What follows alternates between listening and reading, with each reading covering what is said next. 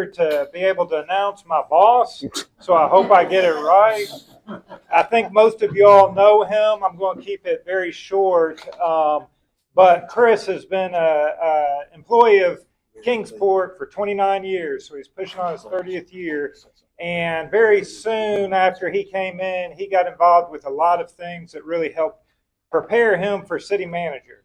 And a lot of you all have worked with him through those things. And probably about 15 plus years ago, John brought him into the city manager's office, and a lot of the activity that you have seen, a lot of the progress you have seen over the past 15 years in Kingsport has had Chris behind it. And those that have served on the board, those that are serving on the board know his involvement, his dedication, always to make Kingsport better. And we're very fortunate. I'm very fortunate to work for him and all the staff that he has assembled.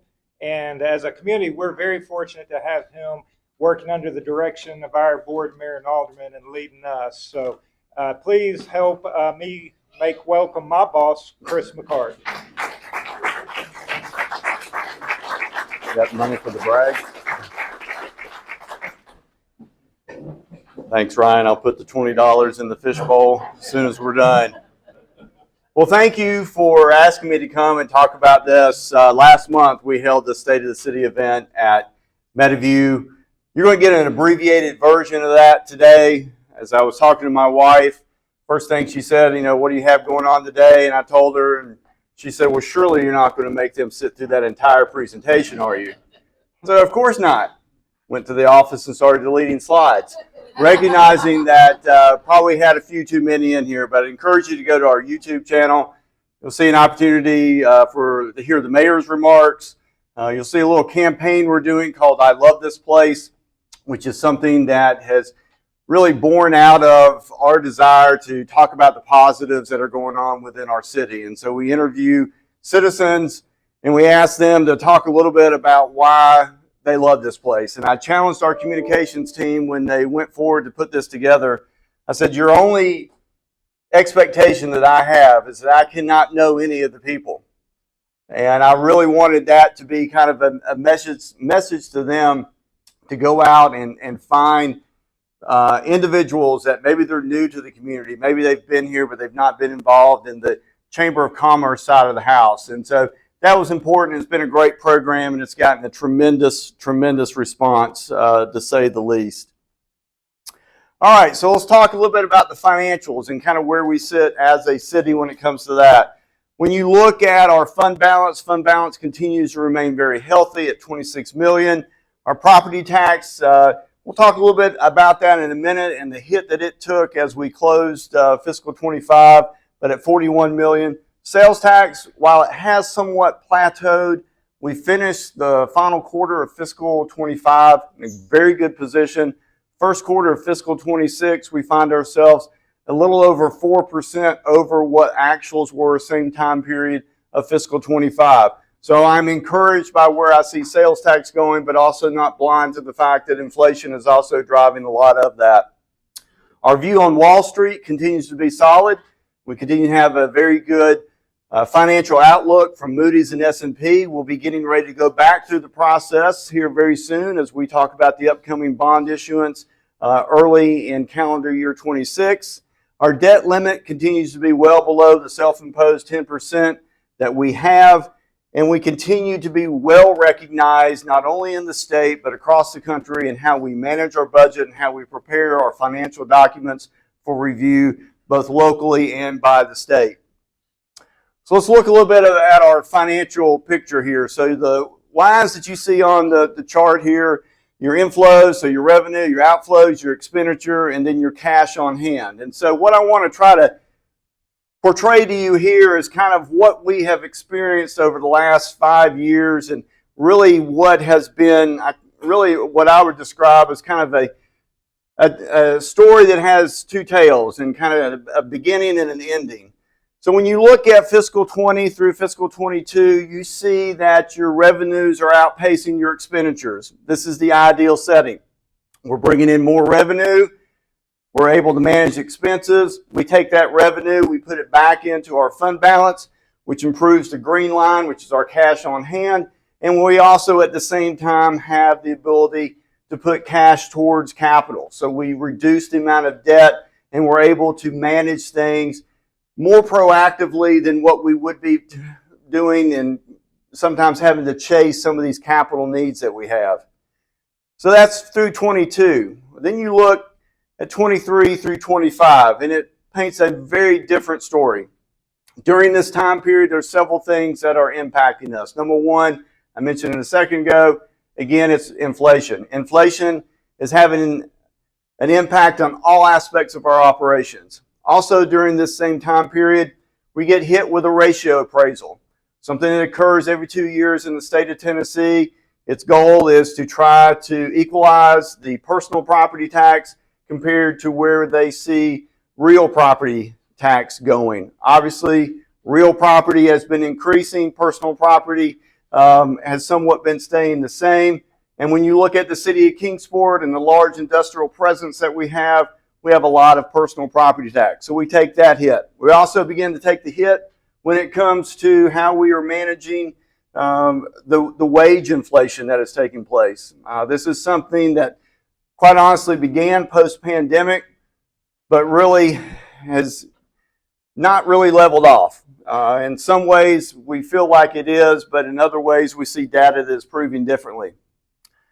So we don't see the revenues outpacing expenditures. In fact, we begin to see that hitting just level with what the budget is. So cash for capital is no longer available. Our ability to improve our cash on hand plateaus, and it really creates a paralysis within our budget. So kind of look now at property tax, and you see a couple of things here that are critical. Fiscal 23, so calendar 22, Board of Mayor and Alderman makes a decision to do a 12-cent tax increase. This was after months of evaluation by our financial team, taking a lot of looks at what we need as an organization to move forward. How do we remain competitive when it comes to wage inflation? And then what kind of debt do we need to issue in order to continue to maintain our infrastructure? We projected out in 23 with the data that we had and the information that we saw being provided to us from the state, as well as this historical knowledge that we had. And we felt good about how things were going to progress over the next few years leading up to the next property tax reassessment. As I mentioned a second ago, what we didn't anticipate, and no one in the state of Tennessee, including the comptroller's office, anticipated the ratio appraisal having the impact that it did. The largest percentage hit in the state of Tennessee occurred right here in the city of Kingsport.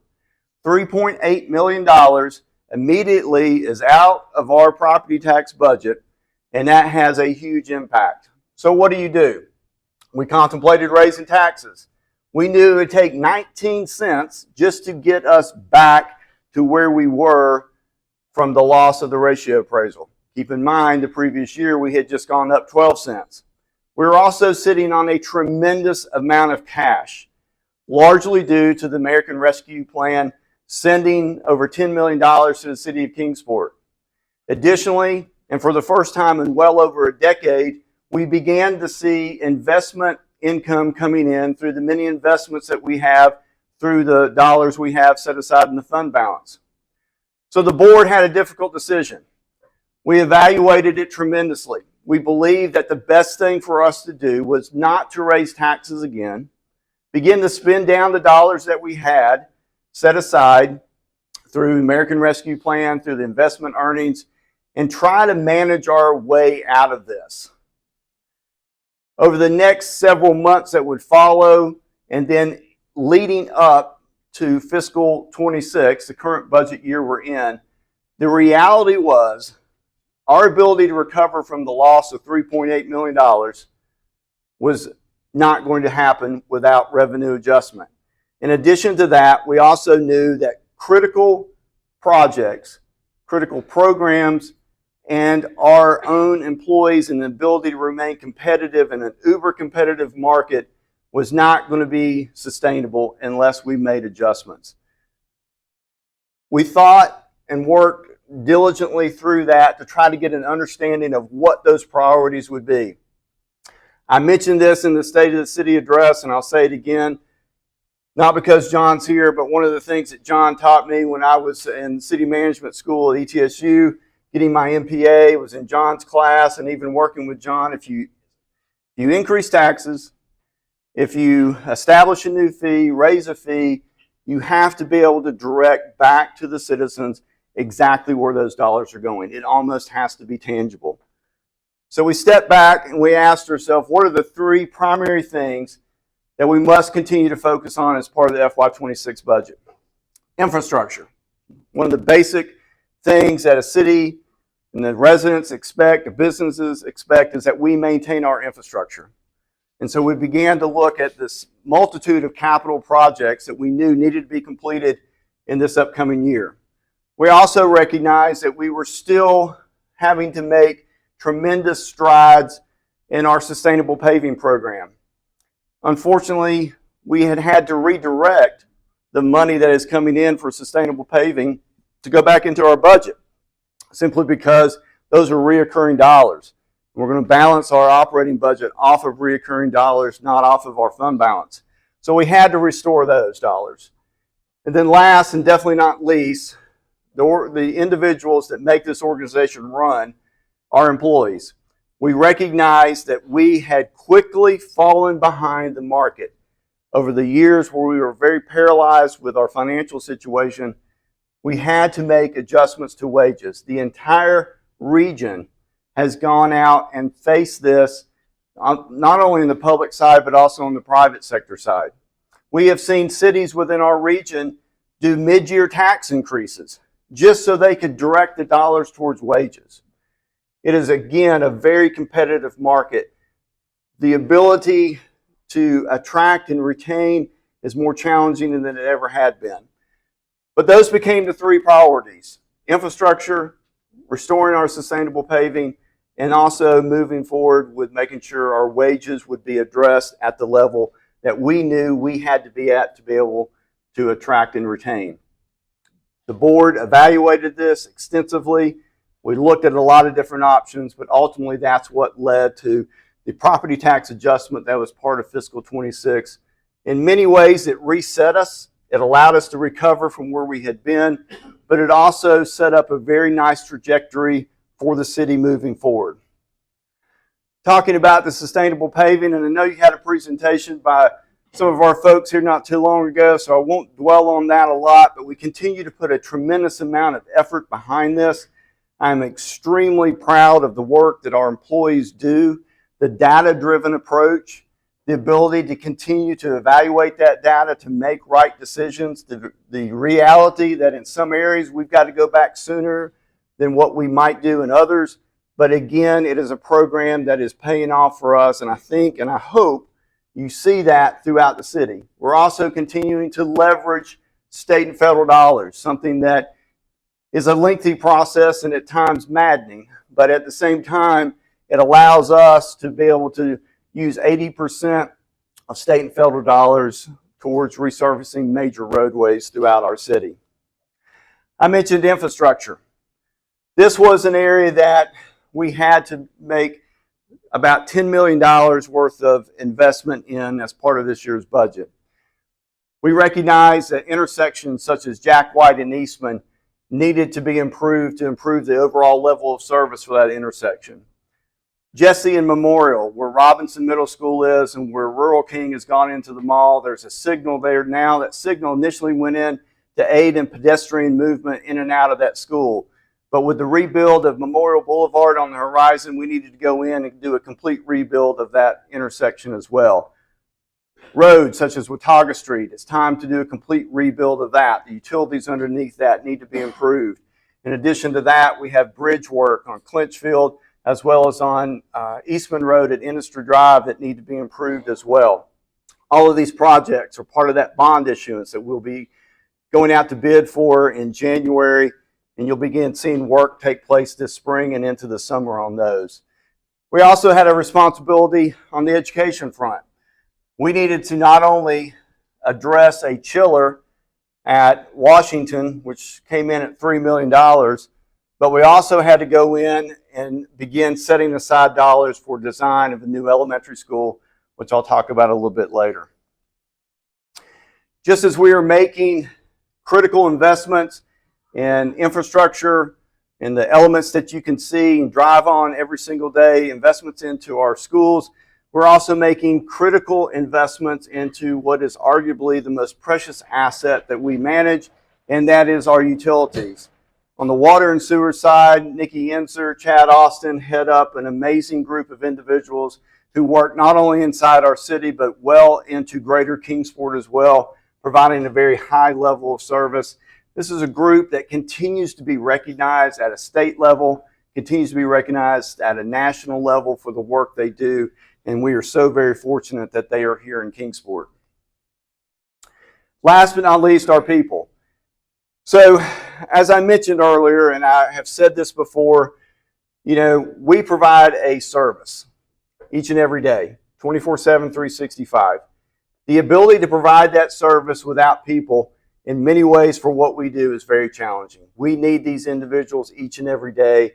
We need high-performing individuals coming into our organization to be able to provide the level of service that we desire and you as our citizens desire. And so making an investment into them is making an investment into the city, and the output that we see from that has continued to meet or not, if not exceed, the expectations that we have for them each and every day.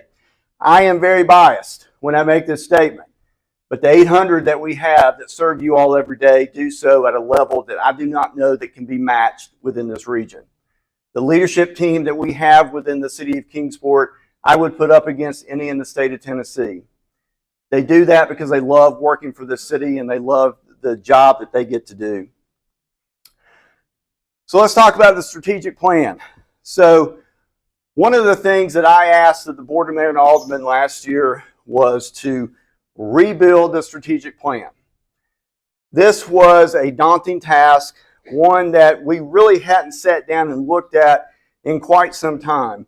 But the reality was we needed to refocus. We needed to understand where our investments were going to be from a capital standpoint, but also where these investments were going to be from an operating standpoint. And so we hired a consultant. The consultant came in, spent a tremendous amount of time working with city staff, working with the Board of Mayor and Aldermen, looking at the various things that we needed to do as an organization.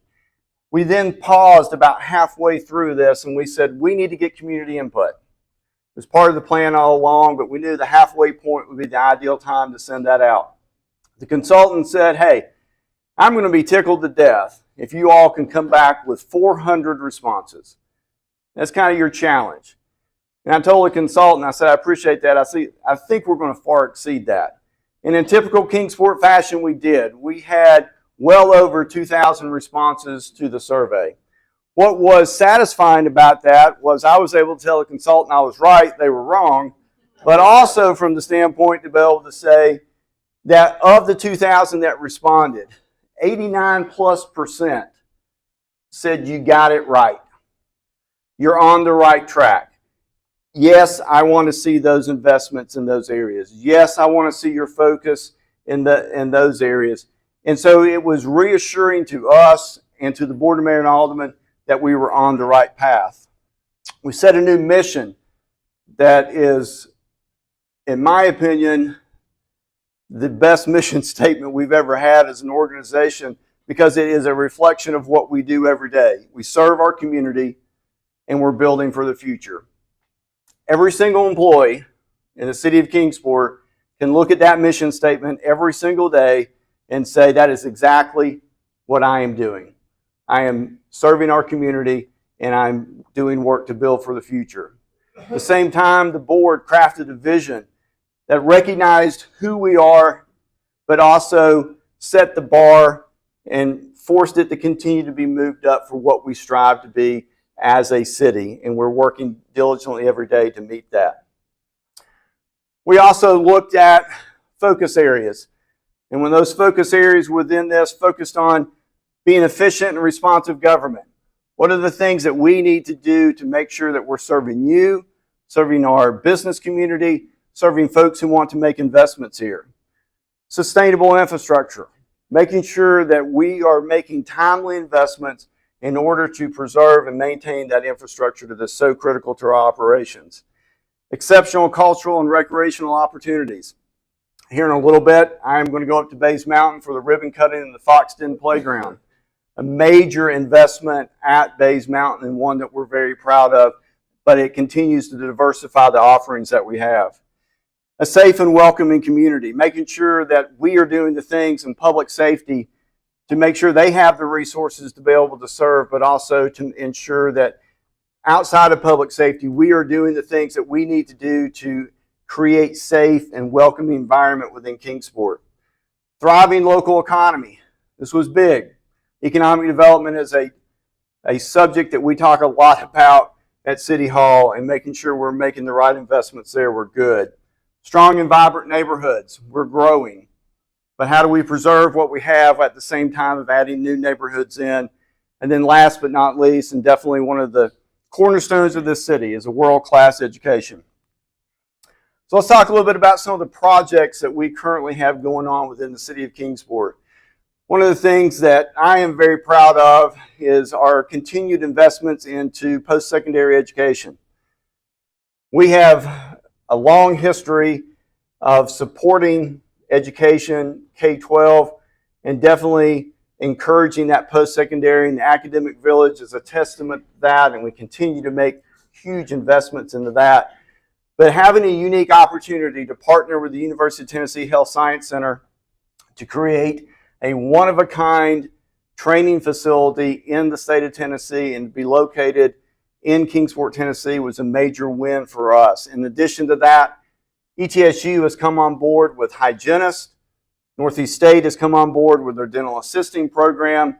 And one that I am very, very proud of is that we now are the only facility in the state that is also introducing high school students.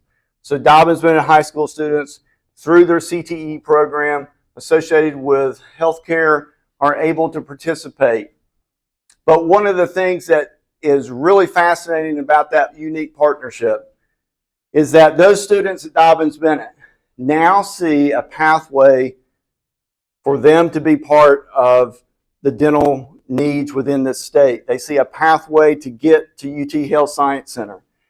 The chancellor, the dean, while we have impressed them tremendously, when they saw this, they knew they had made the right decision, the right town to make the investment that they are making. Our library, currently under construction. Yes, that's a brag, Gail. This is a project that I actually started working on when John was our city manager. We were asking ourselves, what do we need to do to modernize our library? What are the things that we need to invest in? We tried a multitude of smaller investments, but ultimately what we came to was the fact that we needed to make a significant investment. So nearly $9 million investment going into this facility. And we're still a ways, as we've really just begun. You can drive by there now doing a lot of demolition, but this will give us the most modern library in the region, a huge emphasis on children, and a focus as well on bringing people into this facility. A lot of other exciting things are going to be announced soon, but this is one that we're very, very happy to finally get moving. Blue Cross Blue Shield Healthy Places. So 2 years ago now, we ended the calendar year by bringing in a record number of either special appropriations, grants, or private donations to the city of Kingsport. And that amount came in at $24 million. Of that, $8 million is going into this park. We have not spent any taxpayer dollars into this. It is a vision that goes back to when Tom Parham and I were having conversations about how do we get people to the river? How do we showcase this very unique space that we have? In a few months, this park will be open, and I think one that will be a showplace for all of Kingsport. I mentioned heading up to Bays Mountain Park here in a few minutes. The Fox Den Playground is another opportunity where private investment, local dollars from the city of Kingsport and dollars from the state of Tennessee are going in to build a playground at Bays Mountain. This is unique because I've been here long enough to remember when the idea of a playground at Bays Mountain was probably frowned upon. That was not something we should do. It is a nature preserve. But further diversifying this space is exactly what needs to happen. If you've not been to the mountain, I encourage you to go up there. The Nature Center has been rebuilt. There's new fox habitat that is up there. We are going to be in a state of construction at the park for many years to come, and it's largely due to investments by the city, but also private donations into that park are really going to change that outlook tremendously. Ryan is working on a project that is also part of a plan that we have really envisioned several years ago. As we moved out of Old City Hall, we knew that the time for that building was probably drawing short, and the need to go in and make critical investments into the Justice Center, expand that space to have new courtrooms in there, modern courtrooms, improve overall safety and security, and do a complete rebuild of the space that existed. That'll aid our police department tremendously. It'll also provide space for the sheriff's department and for the court system. This is a project that is moving along very nicely, and it's just about within the drive. Main Street. So when I came to work in 1997, we were talking about the fact that we needed to rebuild Main Street. Convention Center had just opened. Our gateway into our city was now coming in Wilcox Drive, no longer Fort Henry Memorial or Stone. We needed to improve this section. We needed to improve all of Main Street. It took until 2020, 2021 that we began work on that again, utilizing federal and state dollars, limiting our local cost to only 20%, but a significant rebuild would take place, going all the way down, removing the unsuitable soil, the wet soil, getting rid of that old monolithic pour concrete, coming back with a very strong base, new sidewalks, new landscaping, new street lights. If you haven't been down Main Street, I encourage you to do so. I encourage you also to shop on Main Street.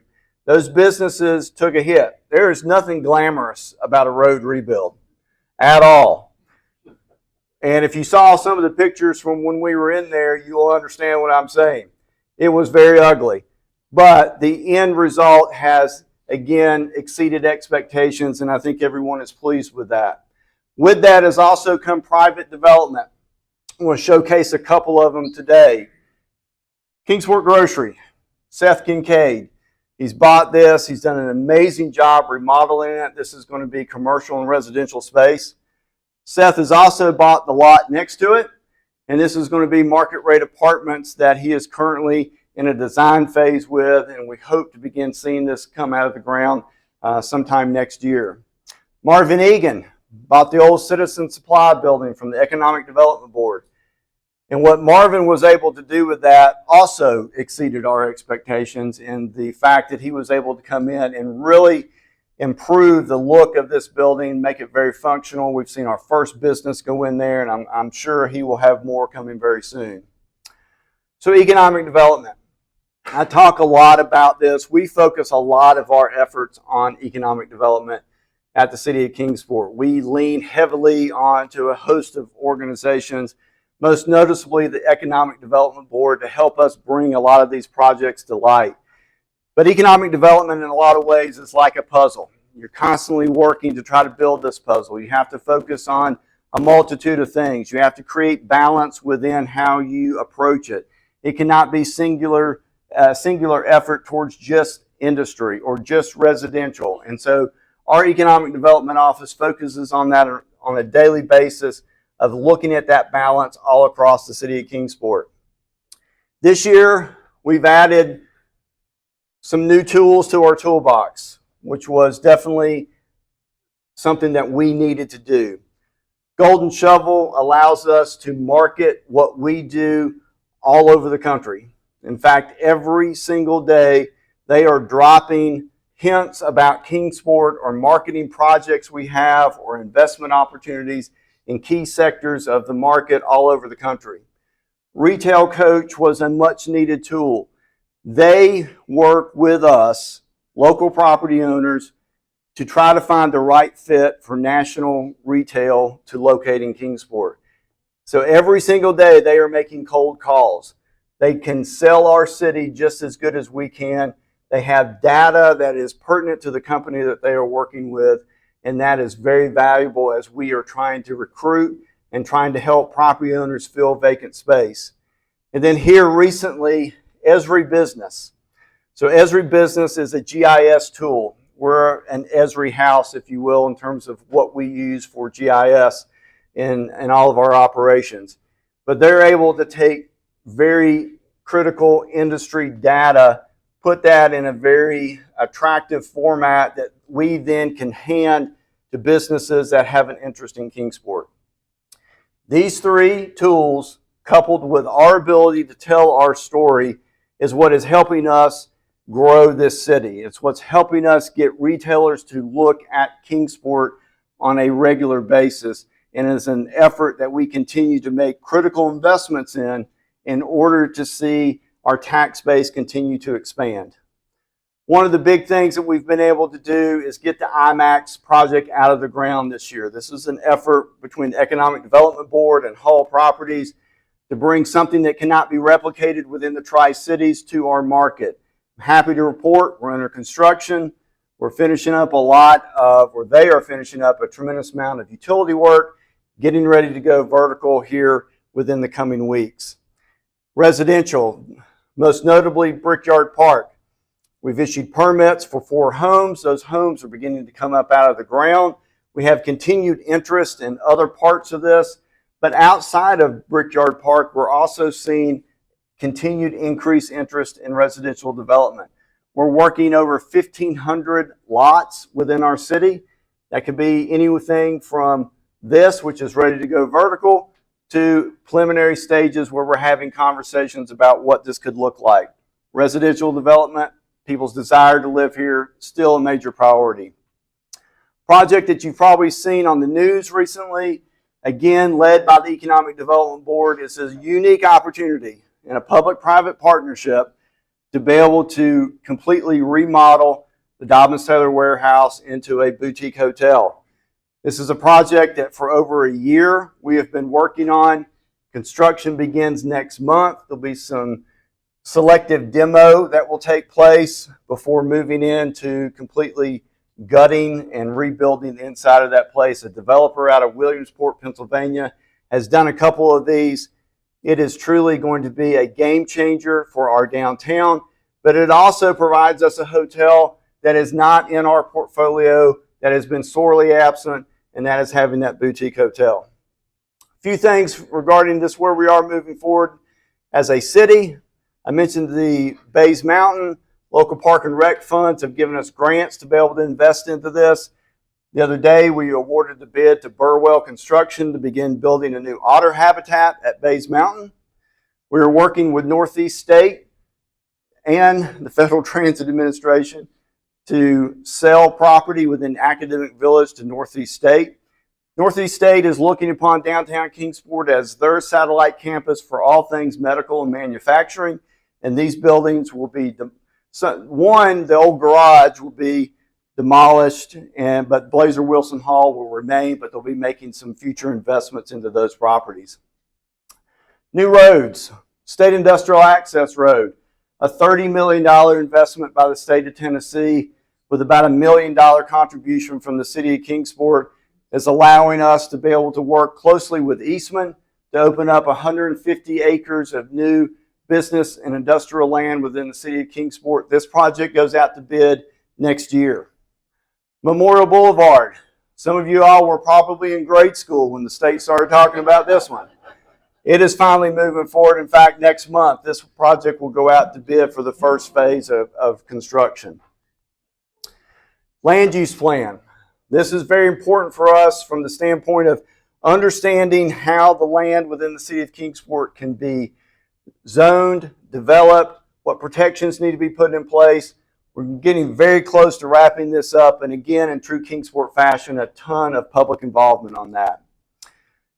We recently had a meeting with the Board of Education and Board of Mayor and Aldermen, where we talked a lot about this next investment into our schools, and that was an investment into a new 750 student elementary school in the Lynn Garden community on the site of the old Lynnview High School.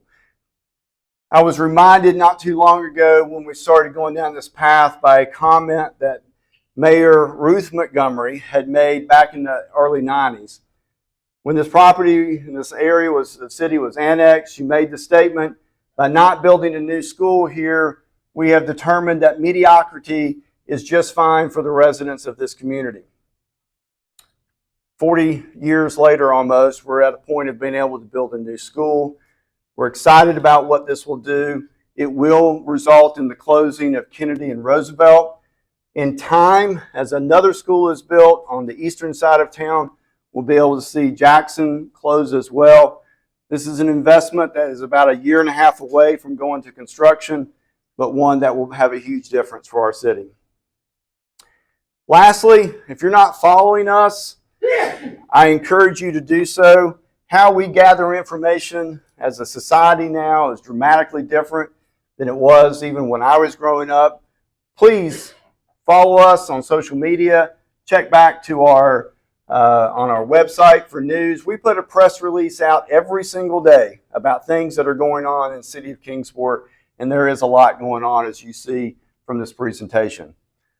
Again, thank you. It's an honor to be your city manager, and I'll be happy to answer any questions.